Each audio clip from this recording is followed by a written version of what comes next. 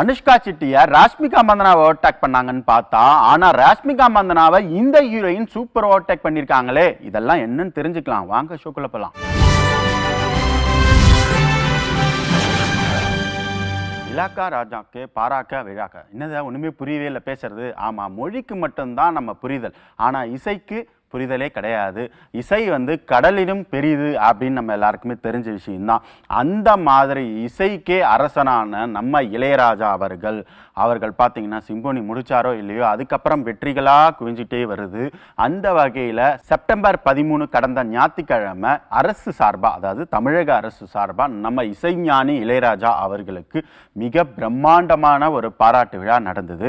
அந்த பாராட்டு விழாவில் சூப்பர் ஸ்டார் அவர்கள், உலகநாயகன் அவர்கள், நம்ம முதல்வர் ஸ்டாலின் அவர்களும் பங்கெடுத்தாங்க. அவர்கள் மட்டும் கிடையாது, பல திரையுலக பிரபலங்களும் அரசியல் சார்ந்த மக்களும் பங்கெடுத்தாங்கன்றது குறிப்பிடத்தக்கது. இந்த வகையில் நம்ம இசைஞானி அவர்களுக்கு முதல்வர் ஸ்டாலின் அவர்கள் ஒரு கோரிக்கையை வச்சிருந்தாங்க. முதல்வர் அவர்கள் என்னிடம் சில வேண்டுகோளை வைத்தார்.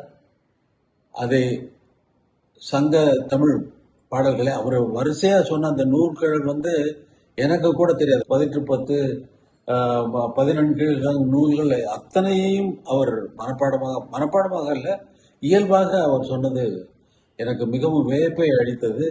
அதற்கு நான் இசையமைக்க வேண்டும் என்று அவர் சொன்னது, உங்களை தவிர வேறு யாரும் அதை செய்ய முடியாது என்று நான் நம்புகிறேன் என்று அவர் சொன்னது எனக்கு மேலும் மேலும் ஊக்கத்தை அளிக்கிறது. அதை நான் கண்டிப்பாக அவர் வேண்டுகோளை நான் நிறைவேற்றுவேன். சரி, ஓகே, இதை அவரை விட்டா வேற யார் செய்ய முடியும் அப்படின்ற நம்பிக்கையில இவர் அவரை கேட்டிருக்காரு. நம்ம இசைஞானி அவர்களும் நம்ம முதல்வர் அவர்களுக்கு பதில் சொல்ற விதமா இதை கண்டிப்பா நான் முயற்சி செய்கிறேன் அப்படின்னு சொன்னது மட்டும் கிடையாது, எதுக்கு இப்போ எனக்கு இந்த பாராட்டு விழா அப்படின்னு இந்த பாராட்டு விழா முடிச்ச உடனே ஒரு வீடியோ வெளியிட்டிருக்காங்க. உங்க அன்புக்கு என்ன காரணம் அப்படின்ற ஒரு கேள்வியாவும் அவருடைய பதில அவர் கொடுத்திருக்காரு. நான் கூட முதல்வரை கேட்டேன், எதுக்காக மேல இதை பண்றீங்க அப்படின்னு சொல்லி. அதே பல பேர் பல விதமா நினைக்கலாம். அதுக்கு என்ன காரணம், இவ்வளவு அன்பு செலுத்துவதற்கு நான் என்ன செய்தேன் என்பது. நான் போட்ட இசையா இருக்கலாம், அது வேற சமாச்சாரம், அது அவர் தான் சொல்ல முடியும். அதனால எனக்கு நான் இதையெல்லாம் எதிர்பார்க்கிறவன் அல்ல. அப்படிப்பட்ட ஒருவனுக்கு பாராட்டு விழா நடத்துவது என்பது, இந்த சிம்பனியின் சிகரம் தொட்டதால் தான் அவர் அந்த பாராட்டு விழாவை அதை மிகவும் மிகவும் முக்கியமாக கருதி இருக்கிறார் என்பது இப்பொழுது எனக்கு புரிகிறது. ஒரு உலக சாதனை படைத்த ஒரு தமிழனை பாராட்டுவது என்பது தமிழக அரசின் கடமை என்று அவர் கருதி இருக்கிறார் என்றுதான் நான் நினைக்கிறேன். ஒரு படம் மிகப்பெரிய வரவேற்பு பெற்றிருக்கு, அந்த படம் மக்கள் மனசை கவர்ந்திருக்கு அப்படின்னா நிச்சயமா அந்த படங்களுடைய பார்ட் 2 நாம எதிர்பார்க்கலாம். அந்த வகையில தான் 2012 நம்ம பிரபு சாலமன் அவர்களுடைய இயக்கத்துல விக்ரம் பிரபு அறிமுகமாற படம் தான் கும்கி. இந்த படத்துல பாத்தீங்கன்னா லட்சுமி மேனன் நடிச்சிருந்தாங்க. தம்பி ராமையா ஒரு சூப்பரான ரோல்ல எமோஷனா நடிச்சிருப்பாரு. சரி, ஓகே, இதெல்லாம் தாண்டி ஒரு முக்கியமான ரோல்ல அந்த படத்துல நடிச்சிருப்பாங்க. அவங்க யாரு? யானை தான். கொம்பன் அப்படின்ற கேரக்டர்ல அந்த யானை எப்படி மிரட்டி இருக்கும், ஒரு சாதாரண யானை எப்படி கும்கி யானையா மாறுது, இந்த மாதிரி பல விஷயங்கள் இந்த படத்துல கொடுத்திருப்பாரு நம்ம பிரபு சாலமன். சரி, ஓகே, இப்போ எதுக்கு இந்த படத்தை பத்தி நம்ம பேசுறோம் அப்படின்னா, ஏற்கனவே நான் சொன்னேன்ல, பொதுவா ஒரு படம் ஹிட் ஆகுதுன்னா அந்த படங்களுடைய பார்ட் 2 கண்டிப்பா வரும். இந்த கும்கியும் பார்ட் 2 வரப்போகுது. இந்த படம் விக்ரம் பிரபுக்கு எப்படி ஒரு ஓப்பனிங்கா இருந்தது, அவர் தான் நடிக்க போறாரா? கண்டிப்பா கிடையாது. பொதுவா பிரபு சாலமன் அவர்களுடைய ஸ்டைலு புது ஹீரோஸா அறிமுகப்படுத்துறது தான். அந்த வகையில மதியழகன் அப்படிங்கிற ஒரு ஹீரோவை அறிமுகப்படுத்த போறாங்க. அது மட்டும் இல்லாம அர்ஜுன் தாஸ் ஒரு முக்கியமான ரோல்ல நடிக்க போறாரா, வில்லனா இருக்க போறாரா தெரியல. சரி, இதை தாண்டி இந்த படத்திலையும் ஒரு பிரம்மாண்ட யானையை பார்த்துட்டு இருக்காரு நம்ம பிரபு சாலமன் அவர்கள். இந்த படத்துக்கு யார் இசையமைக்க போறா? ஏன்னா கும்கி படங்களுடைய பாடல்கள் மிகப்பெரிய ஹிட் இமானுடைய இசையில. ஆனா இந்த படத்துல இமான் கிடையாது, அப்படியே வேற ஒருத்தர் தான். நிவாஸ் கே பிரசன்னா தான் இந்த படத்துக்கு இசையமைக்க போறாங்க. அது மட்டும் கிடையாது, கும்கி படம் அப்படின்னா இந்த சினிமாட்டோகிராஃபி ரொம்ப முக்கியம். ஒவ்வொரு காட்சியும் அவ்வளோ அழகா கொடுத்துருப்பாங்கல்ல. எஸ், நம்ம சுகுமாரன் அவர்கள் தான் இந்த படத்துக்கும் சினிமாட்டோகிராஃபரா இருக்காங்க. இதுதான் இப்போதைக்கு இந்த படத்தோட டீட்டெயில். பார்ட் 2 பத்தின அப்டேட் எல்லாமே கூடி சீக்கிரம் கொடுக்குறேன், வெயிட் பண்ணி தான் பார்க்கலாம். சரி, செப்டம்பர் 19ஆம் தேதி ஏகப்பட்ட படங்கள் ரிலீஸ் ஆக காத்துக்கிட்டு இருக்கு. அந்த வகையில தான் நாம ஒரு ரொமான்டிக்கான படத்தை பத்தி பார்க்க போறோம்.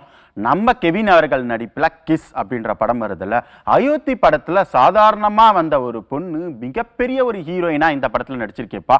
அதுவும் ஒரு ரொமான்டிக் படத்துல இந்த ஹீரோயினா நம்பவே முடியல. அந்த மாதிரி ஒரு ரோல்ல பண்ணிருக்காங்க நம்ம அயோத்தி படத்துடைய ஹீரோயினான பிரித்தி அஸ்ரானி. இவங்க ஒரு பக்கம் இருக்க, இன்னொரு பக்கம் பார்த்தீங்கன்னா நிறைய பேர் இந்த படத்தில் நடிச்சிருக்காங்க. டைரக்டர் யாரு அதுதான் முக்கியம். நம்ம டான்ஸ் மாஸ்டர் சதீஷ் தான் இந்த படத்துக்கு டைரக்டர். இன்னொரு முக்கியமான விஷயம் சொல்லணும், இந்த படத்தில் விஜய் சேதுபதியும் இருக்காராம்.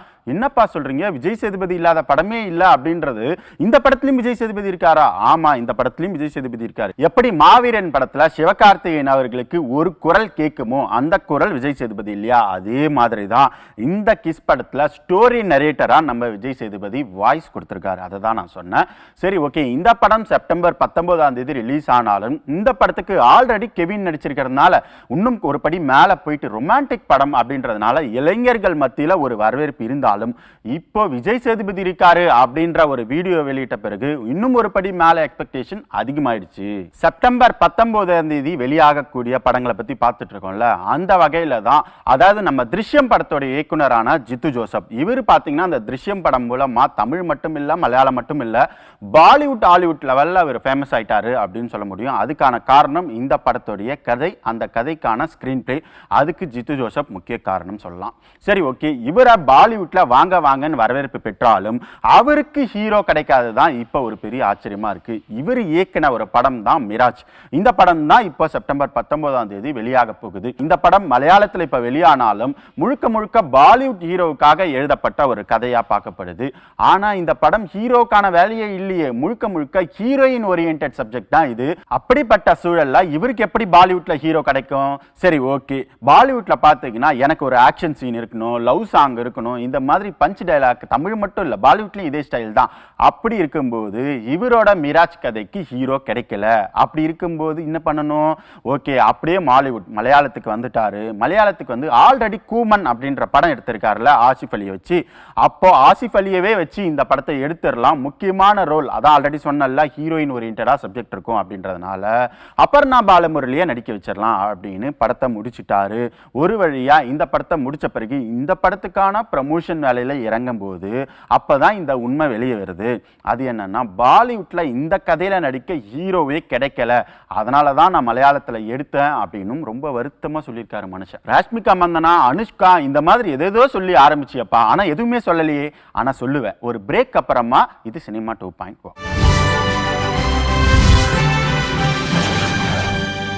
Welcome back to the show. இது சினிமா 2.0.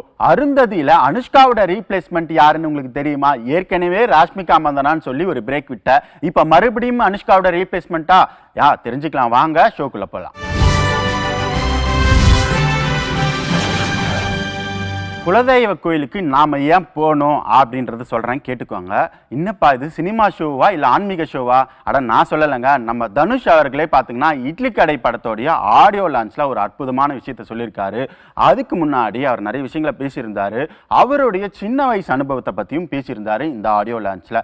தனுஷ் பார்த்தீங்கன்னா சின்ன வயசுல இருக்கும்போது அவங்களுடைய அக்காவா இவங்க எல்லாருமே பார்த்தீங்கன்னா ஒரு பூ பறிக்கிற வேலையை பண்ணிட்டு அதுல இருந்து வர ஒரு 2 ரூபாய் காசை வச்சு அவங்க ஊர்ல இருக்கிற ஒரு பாட்டி வந்து இட்லி கடை வச்சிருப்பாங்க. அந்த இட்லியை வாங்கி சாப்பிட்ற அனுபவத்தை பற்றியும் பேசியிருக்காரு. எத்தனையோ ஹோட்டல்களில் எவ்வளோ நாடுகள் நான் சுற்றி இருந்தாலும் அந்த உழைச்சி சாப்பிட்ட இட்லியோட விலை இன்னைக்கும் எனக்கு விலை மதிப்பாக தெரியுது அப்படின்றத ஒரு விஷயமும் சொல்லியிருக்காரு. இதை தாண்டி நம்மளுடைய முன்னோர்களோட பேர் ஒரு சிலருக்கு தெரியும், ஒரு சிலருக்கு தெரிஞ்சிருக்காது. அந்த வகையில் நம்மளுடைய குலதெய்வத்தை வந்து நம்ம விடக்கூடாது. நாம் குலதெய்வத்தை பிரார்த்தனை பண்ணிக்கிட்டு வந்துக்கிட்டே இருக்கணும்.